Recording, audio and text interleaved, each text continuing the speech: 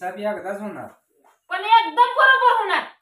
काय करायचं, काय कायला वाटलं आता एका लिंबानं ही पाक संपूनच जाते ती. आता ही माणसात राहत नाही ती, यांच्या मागं रोज काही ना काही नवीन कुटाणं लागणार, ही ह्यातच घायला येणार आणि ह्यातनं संपून जाणार.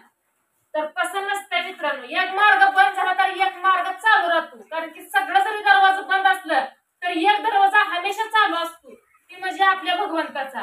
कुणी नाही साथ दिलं तर भगवंत आपली साथ कायम देतात, आपल्या सगळ्या सोबत कायम असते. त्यामुळं जरी आपण भिलो डगमगलो तरी आपला विश्वास आपल्या देवांवरचा हालू देत नाही. हा त्रास होतोय, टेन्शन येतंय, डोकं चालायचं बंद होतंय, त्यातनं पण आपण स्वतःला सावरलं पाहिजे. आहे का नाही सांगा बरं? काय करता असते ती अडचणी काय सगळं सांगत, म्हणजे सगळ्याच गोष्टी किंवा सगळ्याच अडचणी सांगण्यासारख्या नसते. त्या काय गोष्टी अशा असते त्या की ती सांगितल्यानंतर ना कुणाला विश्वास पटत नसतो.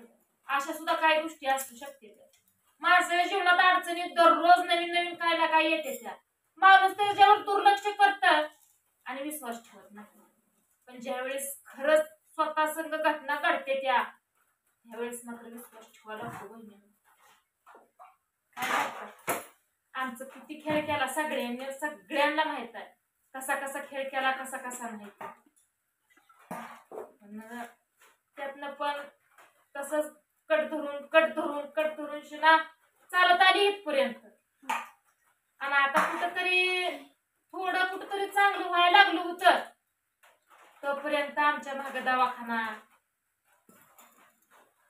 काय ना काय नवीन जित्राबाचं काय ना काय कुटाणं लावलं आमच्या मागे. खास त्याच्यासाठी ज्याला लिंबू आमच्या दारात टाकले ना, त्याच्यासाठी. तुझे लिंबू टाकलं आम्हाला संपवण्यासाठी. तर तुला अजून सांगते, तुला किती लिंबू, नारळ, किती बाहुल्या काय टाकायचं तेवढं टाक. काय तुला काय करायचं ती कर. बघू तू तरी कुठपर्यंत पळतोय, काय काय करतोय ती तरी आम्हाला बघू. तू काय मनात इच्छा असेल, हाऊस असेल तेवढ्या पूर्ण करून दे. हा काय तुला करायचं तेवढं करून दे. ज्याच्या मागे स्वामी येतं ना त्याला भ्यायची गरज नाही. पण आम्ही 1000 वेळा सांगितलं आणि इथनं पुढं बी सांगतोय.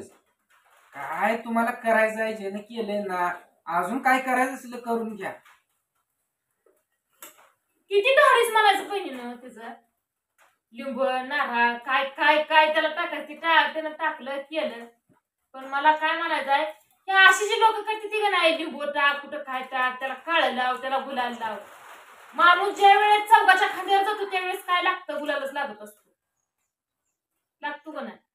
म्हणून कुणाला फड्या करायच्या नसते, त्या कुणाच्या आयुष्याचं वाटोळं करायचं नसतं. आज दुसऱ्याच्या आयुष्याचं वाटोळं केलं तर आज उद्या आपल्या आयुष्याचं सुद्धा वाटोळं होऊ शकतंय. म्हणून कुणाचं वाईट करायचं नाही. आपल्या ह्या डोळ्यानं सगळ्यांसाठी चांगलं बघता आलं पाहिजे, आपलं मन सगळं निर्मळ ठेवता आलं पाहिजे. पण आजकाल तसं नाही. आज तुझं चांगलं चाललेली जन्मता ज्या माणसाला खोड्या करायच्या सवय लागलेली आहे त्या माणसाची सवय जात नसते. ती हाय तोपर्यंत जात नसते. किती जरी श्रीमंत झाला, किती जरी काय झाला, पण त्या रक्तातलं गुणधर्म बदलत नसते खोड्या करायला. पण आजकाल ह्याच्यावर पण विश्वास ठेवत नाही. वाचतं लय कोण प्रत्येक ठिकाणी हेच चालू आहे. हो, सुखानं कोण कुणाला जगू देत नाही.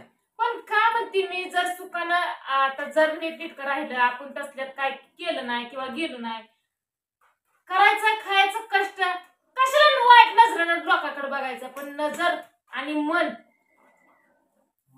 लय वाईट. कधी त्यांच्या घरात भांडणं लागते, कधी त्यांच्या घराचं वाटोळं होतं, कधी घर सोडून जाते ती. हीच वासना. त्यांच्या लेकरा बाळाचा कवा हाल होतं, हीच, दुसरं काही पण नाही. पण हे लक्षात येत नाही. आज आपण दुसऱ्याचं वाटोळं केलं तर स्वतःच होऊ शकतंय. पण माणसाच कळलं ना बहिणीनं, काय करता सांग. माणूस जरा कुठं तरी त्याच्या पायावर उभा राहायला लागले की लगेच दुसऱ्या पायाला धरून मागं वाटते ती माणसं. सुखानं जगू देत नाही ती. तर तुम्ही माणसाला काय तू काल कुठे गेलती कुठं नाही. कसं आहे माहिती आहे मित्रांनो, तुम्हाला मी काल पण सांगितलं की आपल्या पाहुण्यांचा कार्यक्रम होता, तिकडे आपण गेलो, आपल्याला बोललो होतं, या म्हणली होती. तिथं जगाची म्हणजे येलमायची लग्न होती, त्यामुळे गेलो. माशी यायला रात्री 12, 11:30, 12 वाजल्या. येस तर पोरांनी सगळं आवरलं. गुरांच्या धारा काढून पोरांनी दूध सुद्धा वाढली. येऊन जाऊन म्हशीची तेवढी धार राहिली होती, कारण की म्हशीची धार काढायला लेकरांना देत नाही देत नाही जवळ येऊ देत नाही म्हणून ना म्हशीची तेवढी धार राहिली होती. आणि सगळ्या चित्रपांची धार बघा लेकरांनी काढली होती. लेकर माझी चांगली ती नशिबाला म्हणून एक बरं आहे बहिणी. जरी घरी आम्ही दोघं नसलो तर मागचं सगळं बघते ती. काल यायला उशीर झाला, येताना त्याला शेणला खाया पण आणला. आणि ह्यांना म्हणलं येळभर लेकरांनी केलंय. मस्त मी स्वयंपाक त्यांना करून ठेवला होता, पण आहेच की वर लेकरा ती शेवटी. आणि काल एक झालं कसं, आम्ही कार्यक्रमात असल्यामुळं फोन होता बंद, स्विच ऑफ. आणि थोड्या वेळ चालू होतं त्यावेळेस ह्यांनी काय केलं, उचलला नाही फोन पोरांचा.